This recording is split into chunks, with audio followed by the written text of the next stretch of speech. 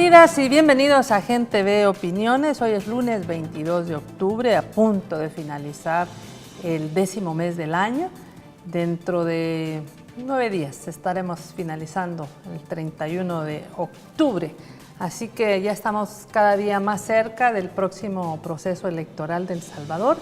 Y para eso hoy nos acompaña Jacobo Cruz, él es asesor electoral, a quien le damos la más cordial bienvenida. Buenas noches, Jacobo. Buenas noches, María Teresa. Es un gusto poder acompañarte y a tus televidentes aquí en Gente Ve. Bueno, quisiéramos, Jacobo, contigo poder revisar el calendario electoral del próximo febrero 2019, esta carrera presidencial que inició formalmente en octubre. También queremos pues analizar varios aspectos puntuales de este camino electoral. Por ejemplo, entendemos que el 2 de octubre inició, ¿no?, la campaña electoral. Y a partir de ese día ya las y los candidatos a la presidencia y vicepresidencia ya podrían estar llamando al voto a la ciudadanía. Además, promover su imagen, los anuncios, etcétera. Ya no es ilegal nada a partir del 2 de octubre, me corrigen si estamos bien con la fecha. Entonces quisiéramos saber cómo ves el avance de este proceso electoral para las presidenciales de febrero 2019.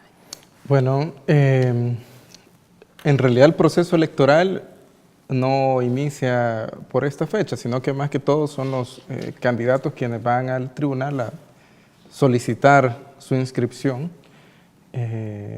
Entiendo yo que Hugo Martínez y Karina han sido la primera fórmula en ser oficialmente inscritas en el Tribunal Supremo Electoral. Luego los Nayib y Félix Ulloa fueron los segundos que presentaron la solicitud de inscripción. Es algo que aún todavía no ha dicho el tribunal si están inscritos o no. Y posteriormente le ha seguido Carlos Callejas y Carmen Aida Lazo. Aún faltan los candidatos de Vamos, que no han presentado formalmente su solicitud de inscripción. Pero si ustedes recuerdan, hubo una sentencia de la Sala que obligó a los partidos políticos a realizar elecciones internas. Prácticamente el proceso electoral se comienza a configurar desde esa fecha. Es decir, todos los partidos políticos se encontraron en la obligación de realizar elecciones internas para elegir a los candidatos o candidatas que iban a elección de la presidencia y la vicepresidencia de la República. Este es un requisito indispensable que el Tribunal Supremo Electoral exige a todos los partidos políticos para poder inscribir a sus fórmulas. Es decir, que hayan pasado por un proceso de elección interna a través del voto directo, secreto, igualitario, y por lo menos hasta ahorita todos los partidos que van como contendientes lo han cumplido. Posteriormente a ese inicio del banderillazo de salida, digamos, de las próximas elecciones, los partidos políticos están en la obligación de hacer propuestas de la integración de los organismos temporales electorales, que son las juntas electorales departamentales, las juntas electorales municipales y las juntas receptoras de voto. Esto varía un poco de la elección presidencial anterior, siempre otra vez por una sentencia de la Sala, en la que exige que estas personas que van a participar como autoridades temporales en nombre del Tribunal Supremo Electoral no tengan ningún tipo de afiliación partidaria. Si los partidos sí bien proponen, porque es un derecho constitucional, histórico, que les da la Constitución, pero estos, por la misma interpretación que hace la Sala, que muchos no estamos de acuerdo con ella, estos no deben de guardar ningún tipo de afiliación partidaria bajo ninguna circunstancia. Y ahora, bueno, recientemente esta ha sido la última, el último hecho que se ha hecho, que han hecho los partidos. Han presentado las juntas receptoras de voto y pues ahorita la campaña continúa. Entiendo yo que el Tribunal Supremo Electoral ya inició con las capacitaciones de los organismos temporales. Eso te iba a preguntar, se supone que el Tribunal Supremo inició el 15 de octubre pasado, que fue hace 8 días, el lunes anterior, la capacitación de las personas que integran las 4 juntas electorales departamentales. Por lo menos esto fue en el oriente del país. Entiendo que aquí se estudian las funciones de las juntas departamentales, todo el aspecto legal que viene a completar una capacitación que les permitirá acreditarse como en sus funciones durante este proceso. Entendemos que entonces es también en todo el país. ¿Hay algún calendario para esto? El tribunal ha dado fechas para realizar jornadas por regiones, ¿verdad? Se inicia con la región oriental, continúa con la región paracentral, luego la occidental y creo que culmina con la región central. A veces ir a cada departamento es un poco complicado, implica mayor erogaciones de recursos. Entonces, para facilitar eso, el tribunal lo que hace los concentra en una región y a partir de ahí se empiezan a capacitar a las personas que van a fungir como autoridades de los organismos temporales. Entiendo yo que el tribunal, en el caso de las juntas electorales departamentales, está dando 2 días de capacitación, de 8 a 4, y tienen que asistir estas personas para poder acreditarse, como bien lo han dicho. Estas personas tienen que asistir a las 2 jornadas y una vez haya asistido a las 2 jornadas, pues el tribunal extiende su acreditación, que por cierto fueron juramentadas hace poco, si mal no recuerdo. A ver, Jacobo, yo quisiera también que nos contaras, para las elecciones del 4 de marzo, que era para diputados, diputadas de la Asamblea Legislativa, del Parlamento Centroamericano, se enviaba también de parte del Tribunal Supremo Electoral una comunicación al azar para que personas pudieran integrar estas juntas electorales, todo este tema de escrutinio, entendemos, dentro de lo que se organiza. ¿Para las presidenciales también está contemplado este asunto? ¿O? Eso va a depender si los partidos políticos logran cubrir con todos los organismos temporales, que en este caso son las juntas receptoras de voto, aunque entiendo yo que el tribunal también la vez anterior lo hizo como una medida de precaución, por si acaso los partidos políticos no lograban completar. No obstante, yo creo que ahora el tribunal va a primero revisar si los partidos políticos en efecto lograron cubrir o no las 5 personas que manda que estén dentro de la mesa, o por lo menos las 3 que van o que deben de funcionar como autoridad en las juntas receptoras de voto. Yo quisiera que a la audiencia le explicaras algo. No está muy claro el tema de los requisitos para votar, es decir, quisiera que nos los mencionaras, pero además el tema del DUI. En la elección pasada no se podía votar con DUI vencido, ahora se supone que sí, después que no. Entonces yo quisiera que quedara como claro el tema del DUI, si se va a poder votar con el DUI aunque esté vencido, si no, y cuándo es que se solicita, es decir, sabemos que el DUI lo tenemos las personas mayores de 18 años, sin embargo también hay una ventana, un periodo en donde la juventud que está por cumplir los 18 años igualmente debe de tener su documento único de identidad o un predocumento, no sé. Entonces, que quedara como claro cuáles son estos requisitos para la votación, Jacobo. Prácticamente el único, bueno, los 2 requisitos quizás que se exigen es primero que tenga el DUI vigente y que se encuentre dentro del padrón electoral.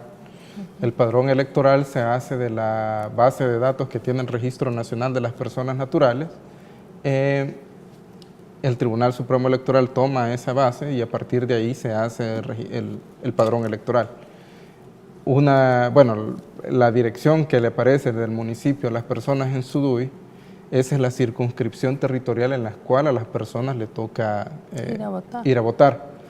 Puede consultar específicamente, como ahora hay voto residencial, en qué centro de votación le toca ingresando en la página web del Tribunal Supremo Electoral e introduciendo su DUI en la aplicación de consulta ciudadana. Entonces ahí usted puede identificar en qué centro de votación le toca, en qué correlativo y qué JRB, ¿verdad?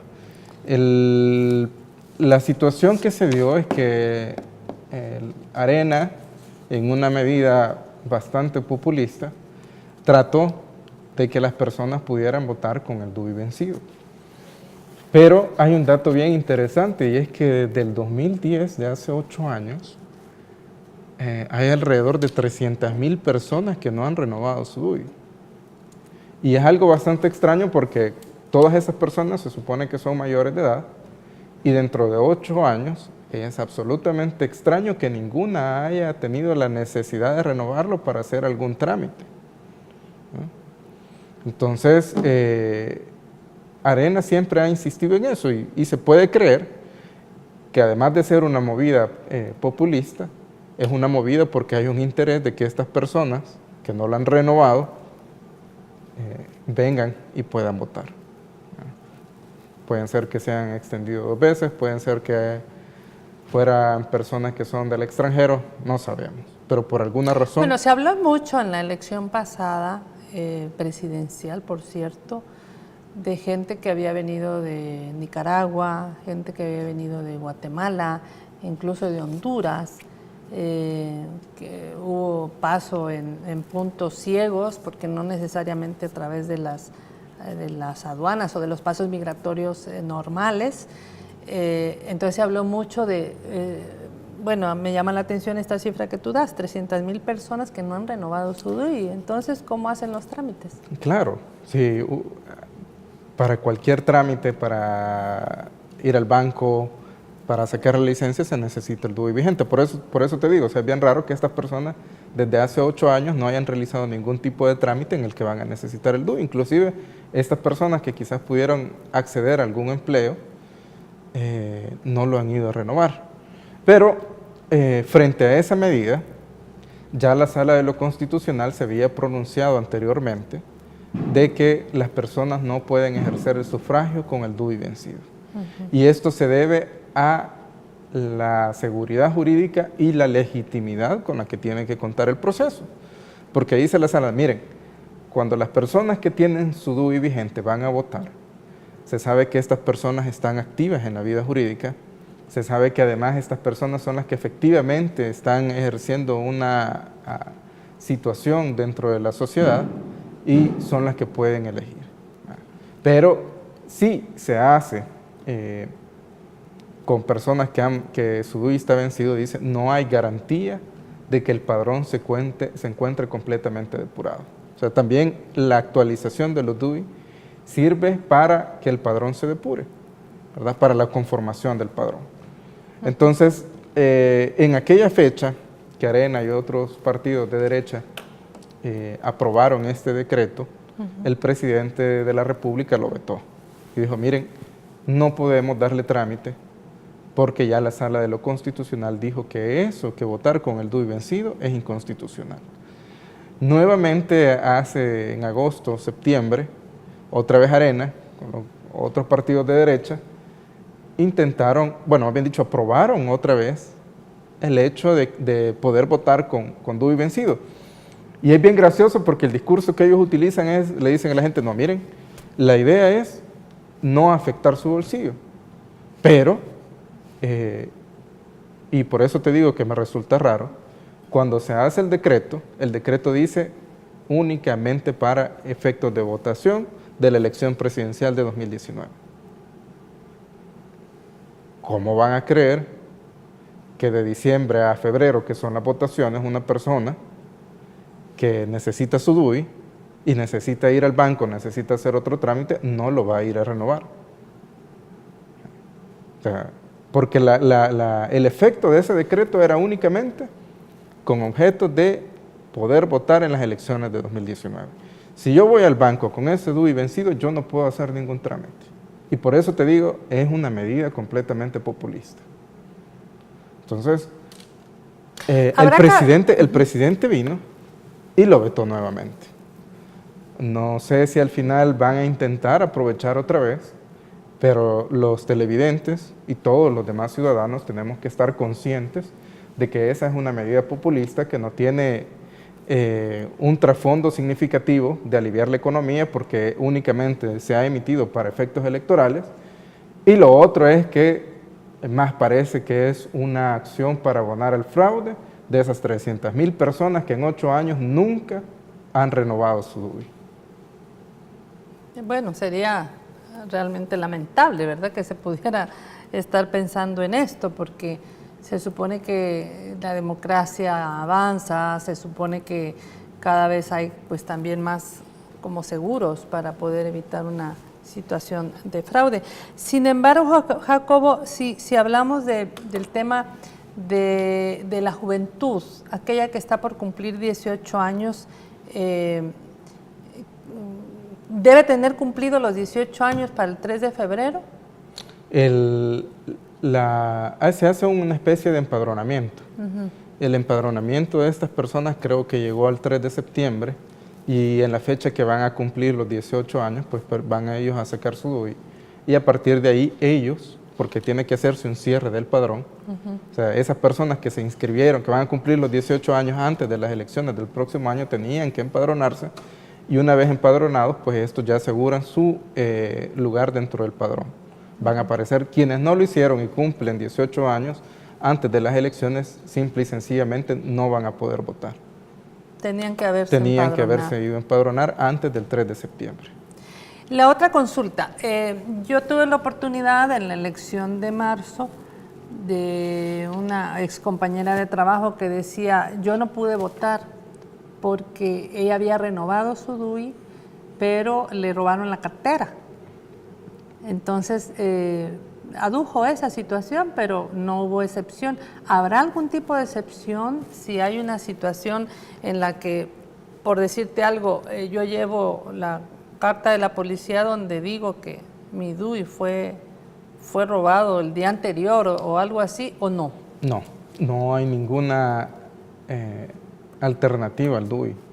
Al momento de ir a votar es requisito indispensable que se presente el DUI original. Se recomienda también que las personas no lleven su DUI plastificado, que no lleven fotocopias porque bajo cualquiera de esas circunstancias la autoridad electoral les puede denegar el voto. Entonces hay que presentarse con su DUI original. Lo que se ha hecho es a iniciativa de grupos parlamentarios, el FMLN en primera instancia, es que se va a discutir un recomendable para el Tribunal Supremo Electoral sobre la posibilidad de que si la persona en este periodo de renovación modificó su fotografía, la mesa electoral le tiene que dar la oportunidad de votar, ¿verdad? Porque la vigencia del DUI es de 8 años y en 8 años pues los aspectos faciales de las personas pueden variar, ¿verdad? Mucho, significativamente. En mi caso yo antes tenía pelo y no tenía barba. Ahora voy a llegar, me voy a presentar a la mesa sin pelo y con barba. Entonces, probablemente alguien de la mesa va a decir, mire, no lo dejen votar porque no se parece al que está en la foto del DUI, ¿verdad? Que es la misma que va a aparecer en el padrón de búsqueda. Entonces, la idea es que cuando llegue esta persona con su cambio en la foto del DUI y no coincida con la del padrón, pues la mesa revise el resto de datos y revise al menos algunos aspectos faciales que le den la certeza de que efectivamente esa persona es la misma del DUI y pueda ejercer su voto. ¿Y qué pasa con las personas trans?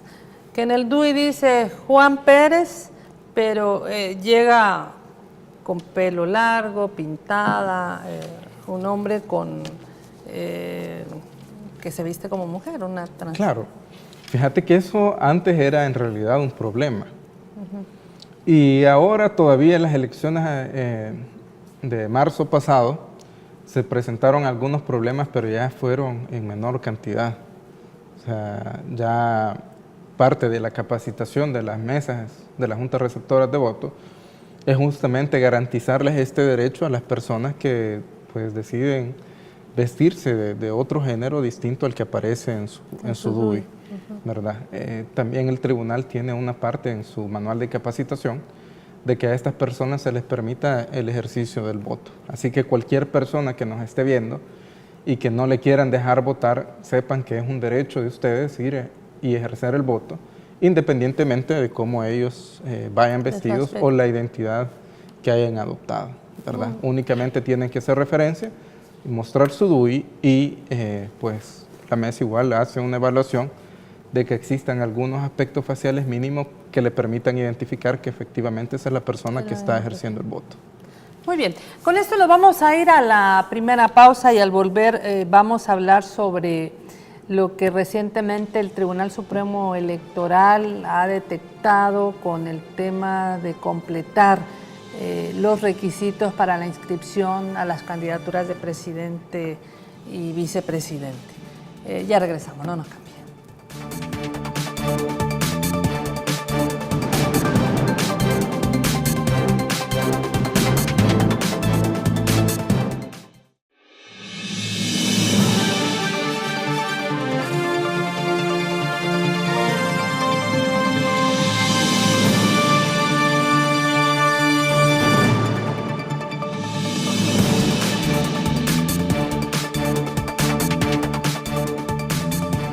En Gente Ve Opiniones conversamos con Jacobo Cruz, él es asesor electoral. Hablamos de justamente cómo está el calendario electoral, cómo va la campaña. Como ustedes saben, el Tribunal Supremo Electoral detectó que la fórmula presidencial del partido Gana, conformada por Nayib Bukele para la presidencia y Félix Ulloa a la vicepresidencia, entregó documentación incompleta el pasado 15 de octubre, hace 8 días, cuando pues llegaron a solicitar su inscripción para participar en las presidenciales. Quisiera que nos des tu análisis, cómo ves esta situación, Jacobo, y cuánto tiempo da la ley para poder completar esto.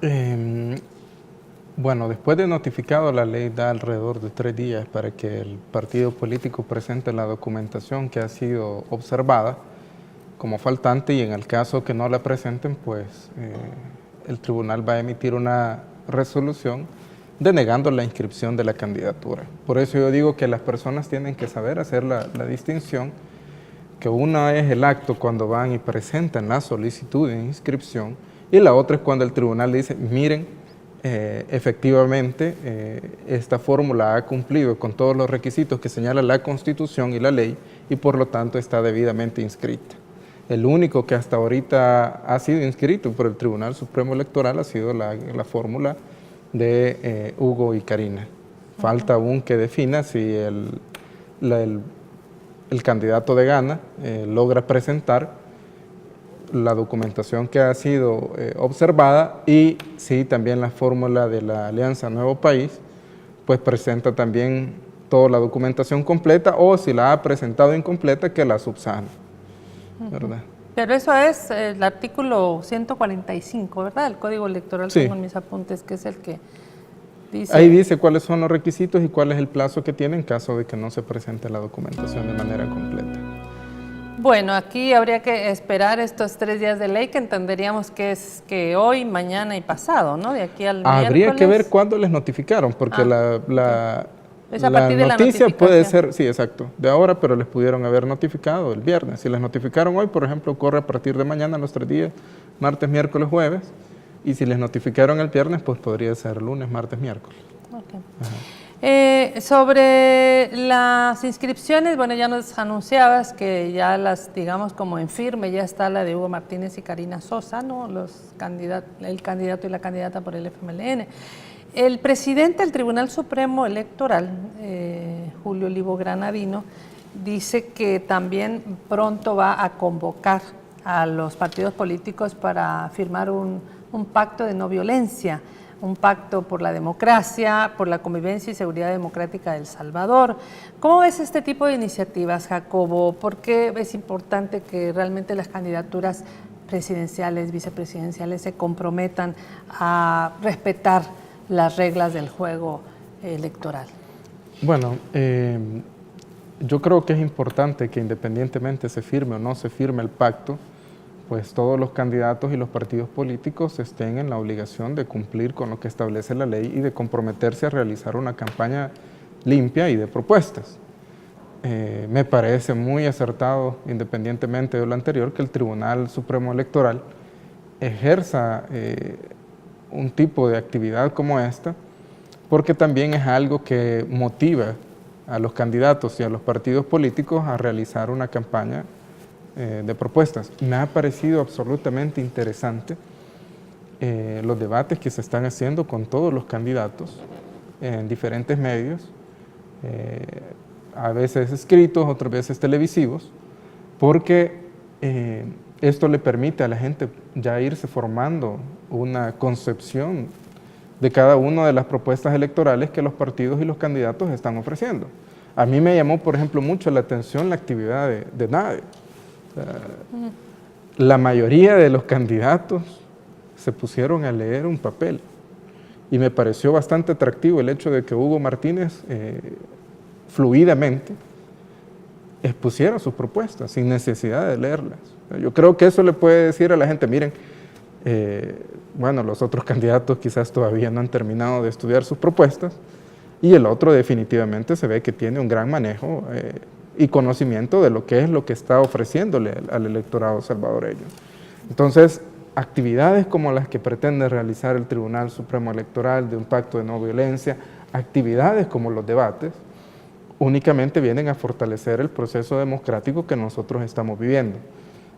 No he visto yo a la fecha que haya algún tipo de queja de alguna agresión, más allá de las noticias falsas que se están dando ahorita en campaña. De eso quiero que hablemos. Ya hay un escenario, obviamente, político-electoral, bueno, desde hace más de un año, pero digamos que legalmente permitido el llamado al voto, los anuncios y demás, pues es reciente, ¿verdad? Ahora en octubre. Yo quisiera que nos dieras tu opinión de cómo ves esta campaña, cómo ves la difusión de la información, es decir, si las y los candidatos están hablando de propuestas, están hablando de una plataforma de gobierno, están hablando de su persona, están hablando de qué es lo que se están comprometiendo a partir de esta fecha para el próximo 3 de febrero ser electos y electas por la ciudadanía salvadoreña. Fíjate que en cuanto a propuestas, es bastante interesante observar a los candidatos del FMLN y de Arena, pues a través de sus redes sociales, a través de entrevistas, hacer propuestas de cuáles o de cómo solventar los problemas de los salvadoreños. El candidato de Gana y el candidato de Vamos, pues uno se limita a descalificar al resto de los candidatos y el otro creo yo que todavía no ha terminado de elaborar su propuesta electoral y no la ha logrado transmitir. Entonces, pero lo que te decía anteriormente, o sea, la importancia de ver cómo va evolucionando este proceso electoral, que principalmente tenemos que ver cuáles son las apuestas que los candidatos y los partidos políticos le están haciendo para resolver los problemas de la sociedad salvadoreña. Porque es bien fácil venir y repetir frases de motivación, que perfectamente las puedo encontrar yo en un libro de Paulo Coelho, a que alguien que me va a venir a decir a mí cómo regir o cómo dirigir el país, me haga una oferta electoral, no es lo mismo. Entonces yo tengo que tener mayor criterio y decir, no, bueno, si para frases inspiracionales yo quiero, mejor busco un libro de Paulo Coelho, pero si yo quiero que alguien me resuelva los problemas del país o ver de qué forma se puede avanzar en un determinado tema, yo tengo seriamente que elegir alguno de los candidatos que de verdad me está ofreciendo una propuesta electoral. Y el problema que te comentaba antes es de las famosas fake news, que no es únicamente aquí en El Salvador donde se están dando, sino que ha sido un fenómeno que se ha replicado a nivel mundial, en donde hay periódicos de estos, marca Pajarito, que se van reproduciendo así bien viralmente, como se les dice en las redes sociales, porque la gente no lee el contenido de qué es lo que dice. O si el contenido no es de tendencia maliciosa.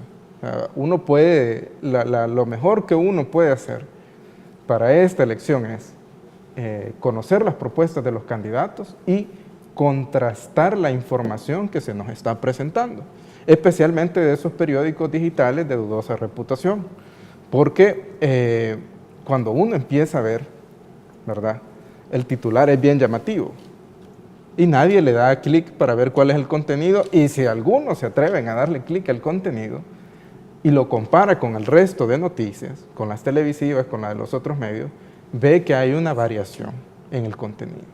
Entonces, eso es peligroso porque la gente empieza a caer en una tendencia de creer que lo que ha dicho ese periódico o esa noticia es cierta y es bien gracioso porque se van haciendo virales algunas bromas, ¿verdad? Por ejemplo, hay personas de otra nacionalidad y que dicen, mira, los logros que ha alcanzado este estudiante de la Universidad de El Salvador, ¿verdad? En materia, pero esto nadie lo comparte, sino que únicamente pocos que tenemos conciencia y que apreciamos al país lo compartimos. De esa misma manera se van viralizando esas noticias. Y resulta que además son falsas, porque Exacto. no hay tal estudiante, no hay tal premio, no hay tal nada, ¿no? Exacto. Entonces, es la importancia de que nosotros logremos contrastar la información, ¿verdad? Y además leer un poco, ¿no? Me imagino que, bueno, no me imagino, hay una serie de páginas web de los institutos políticos donde tienen que tener subidas sus plataformas, algunos los tienen, y comparar qué ofrece una fórmula, qué ofrece otra fórmula y en qué periodos, y también ver como las trayectorias, ¿no? Pero fíjate que también hay que analizar también cuál ha sido la coherencia que han tenido estos grupos, estos partidos políticos. Porque en campaña, por ejemplo, el partido Arena ofrecía el aumento del salario mínimo. Y a la hora de que se fue a votar y a la hora de que se estaba haciendo la propuesta, no apoyaron. 10 centavos, ¿cuánto era que querían de aumento? El de la Cámara de Comercio, el de la ANEP, creo yo, que quería únicamente que se aumentara 10 centavos. Algo que es totalmente risible, ¿verdad? O sea, un aumento de 10 centavos. Entonces, uno tiene que aprender a analizar cuál es la coherencia de estos partidos políticos y de sus candidatos, y no solo ver cuáles son las propuestas, porque se pudo ver el episodio de cuando entrevistaron a la candidata a la vicepresidencia por Arena, que le decía, mire, ¿cómo piensa usted mejorar la economía de las empresas o qué incentivos pretende darle a las empresas? Y se extendió ella de una forma pues bastante impresionante, pero cuando le preguntaron, mire, ¿y cuáles son las ofertas que le tienen a los ciudadanos salvadoreños? Entonces titubeó. A los de a pie. Cayó, exacto, y no dijo nada. No, como no le dijo, ¿y qué tenemos para ellos? Le preguntó al candidato. Al candidato a la presidencia. Sí. Entonces uno tiene que ver también cuál ha sido la trayectoria y cómo han estado actuando estos partidos políticos. Claro. O sea, eso se puede ver a través de las votaciones que los partidos políticos hacen en la Asamblea Legislativa o a través de la historia también, ¿verdad? Hay que recordar qué han hecho los partidos de derecha en las anteriores, qué han hecho los de izquierda, y pues bueno, de ahí sacar un análisis y decir, miren, yo definitivamente creo que este es el mejor candidato. Tenemos saludos a través de nuestra red social de Facebook Live que estamos transmitiendo en vivo. Mauricio del Cid, Carlos Alvarenga, Rosalvo Palacios, saluda desde California, Estados Unidos. Rex Antonio, qué buen invitado, y más saludos y comentarios, agradecemos sus saludos. Y también preguntarte, con respecto al papel del Tribunal Supremo Electoral, ¿cuáles son tus valoraciones sobre cuál es la conformación de este tribunal a la hora de dirimir una diferencia o de solucionar algún problema? ¿Cómo se encuentra esta garantía de transparencia para las próximas elecciones? ¿Cómo miras en términos de la conformación de este Tribunal Supremo? Mira, la confianza que hay que darle al tribunal creo que es alta, pero no obstante, no se puede obviar algo que en la elección pasada se dio de manifiesto, y es que la Sala de lo Constitucional, en una medida cautelar, vino e inhabilitó al magistrado Ulises Rivas. Que el magistrado Ulises Rivas no es que haya sido puesto por un partido político o propuesto de un partido político, porque los magistrados o la conformación del tribunal, la Constitución establece que es a propuesta de los partidos políticos. En el caso del magistrado Ulises Rivas, el magistrado fue propuesta de la Corte Suprema de Justicia. Pero vino a la sala y en una medida cautelar dijo, miren, vamos a remover al magistrado porque hay indicios de que hay vinculación partidaria con él. Y ese es un problema porque en realidad cuando la Corte hizo ese análisis, ustedes pueden revisar las actas, están en la web, o las pueden pedir a través de la Oficina de Acceso a la Información. Efectivamente dice que el magistrado Rivas era la persona que mejor capacitada estaba, que no encontraban vínculos partidarios y que era quien podía ejercer el cargo, ¿verdad? Por esas razones. Capacidad, y no encontraba vínculos partidarios. Pero cuando lo quitan, la persona que lo sustituye, pues una persona que fue apoderada de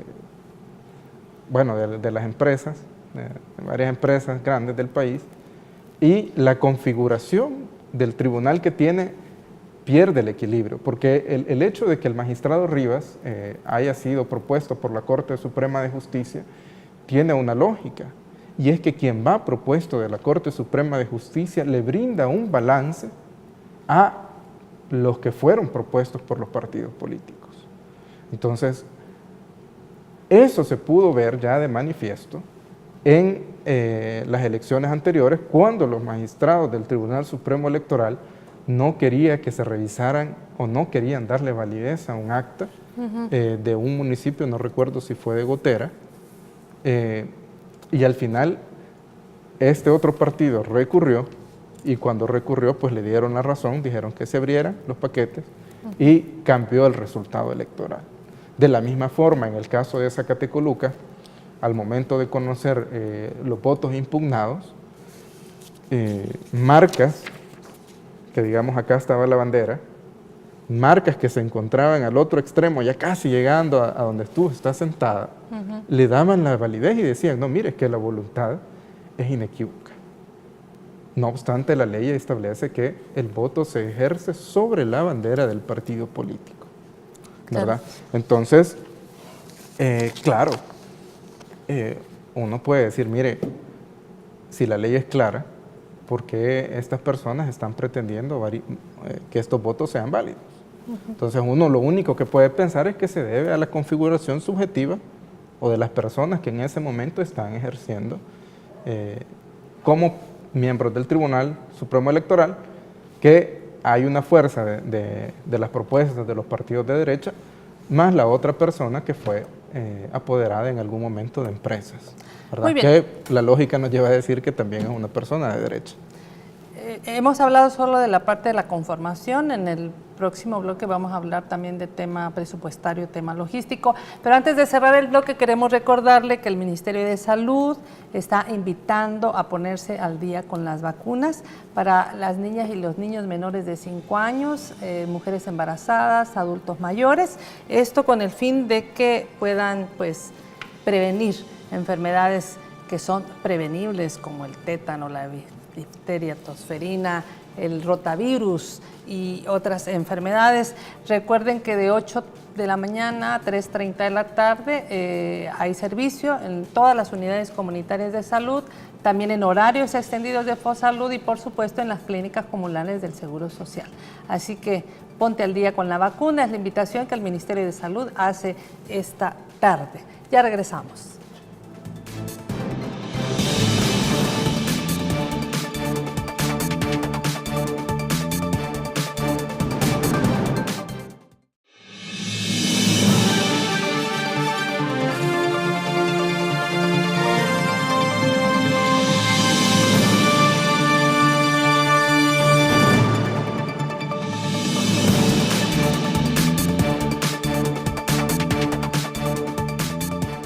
Bueno, tenemos la participación de Carlos R. Alvarenga. Dice que ya estamos listos para recibir el paquete electoral en el exterior, especialmente en Houston, Estados Unidos. A ver, Jacobo, quisiera que nos aclararas este tema de el voto en el exterior. ¿Cuándo allá reciben los paquetes? ¿De cuándo a cuándo vota la gente en el exterior? ¿Cuánta es la gente que vota afuera? Fíjate que ese es un dato bastante interesante, porque en las elecciones presidenciales está la característica de que los salvadoreños que se encuentran en el exterior pueden ejercer su derecho al sufragio. Y esto es porque las decisiones que se toman a nivel del órgano ejecutivo tienen impacto en todos, tanto los que estamos acá dentro del país como los que se encuentran fuera. Además de que se trata de una circunscripción prácticamente nacional, ¿verdad? También ese tema. El proceso prácticamente es que del 8 al 14 de diciembre, el Tribunal Supremo Electoral envíe el paquete a las personas que se empadronaron. Si ustedes se recuerdan, el tribunal lanzó una campaña para que las personas que estaban en el exterior pudieran anotarse o empadronarse para que se les enviara el paquete. Sobre esto también hubo unas personas que fueron a la sala de lo constitucional y dijeron, miren, no es necesario que se empadronen, todas las personas que están en el exterior deberían de tener derecho a votar. El problema es, y esto se hace así a nivel mundial, ¿verdad?, que se hace un empadronamiento de quienes efectivamente quieren ejercer el voto, porque de lo contrario vamos a enviar 1 millón, más o menos el aproximado de personas que se encuentran en el exterior, 1 millón de paquetes. Los costos son bastante significativos de los materiales que se tienen que preparar y los paquetes que se tienen que enviar. Y prácticamente para que esas personas no ejerzan el voto. ¿Cuánta gente votó? Imagínate que de ese millón de salvadoreños que se encuentra en el exterior, únicamente se empadronaron 5.948. Uy, menos de 6.000. Y en la elección anterior votaron 2.727 personas. Entonces, a esas personas que se empadronaron del 8 al 14 de diciembre se les va a estar enviando su paquete y van a poder ejercer el voto del 14 de diciembre al 13 de enero. O sea, ellos van a votar antes que nosotros, ese paquete va a ser remitido y se entrega a la Junta Receptora de Votos del Exterior el día de la votación, el 3 de febrero. Ahí se van a abrir, se van a contabilizar, van a decir si son válidos, van a decir si son nulos, si son abstenciones, y posteriormente eso se va a sumar a los resultados nacionales que se hayan obtenido. Seguramente ese millón de personas en el exterior, muchas de las cuales yo me atrevo a decir que la mayoría están en Estados Unidos, también no están de forma regular con sus papeles. Puede ser que también esa sea una limitante, ¿no? Sí, puede que sea una limitante, pero hay que analizar al final cada caso, ¿verdad? ¿Cuál fue la intención en realidad? Porque algunos no se inscribieron y otros sí. Sí. Ahora, con respecto a la ciudadanía, Jacobo, ¿cuáles son los criterios que la gente recomienda en todo este tema electoral que deberían tomar en cuenta las personas para ir a ejercer su sufragio? ¿Cuál es el criterio a tomar? Mire, para mí uno de los criterios que la gente debería de tomar, pues tiene que ser los actuales o qué es lo que están recibiendo ahorita. Por ejemplo, yo creo que las personas aquí prácticamente, bueno, si nos vemos la historia de Latinoamérica reciente, todos los candidatos de derecha que han logrado llegar al poder han hecho un proceso de reversión de todo lo que los gobiernos progresistas han realizado. Se vio en Brasil, se vio en Argentina, se vio en Honduras y se está viendo inclusive en Estados Unidos con el Obamacare. O sea, Trump quiere deshacerse del Obamacare, tiene una política antimigrante bastante fuerte y eso es lo que prácticamente en estas elecciones va a estar en juego, ¿verdad? Entonces, por más que, por ejemplo, los partidos de derecha, ellos le apuestan al recorte en el gasto social, ¿no? Quiere decir no subsidios a la electricidad, no subsidios al agua, disminución, sino es que los desaparecen de los programas sociales. Y yo creo que esos programas de alguna u otra medida han ayudado a que El Salvador recientemente el índice de pobreza disminuyó.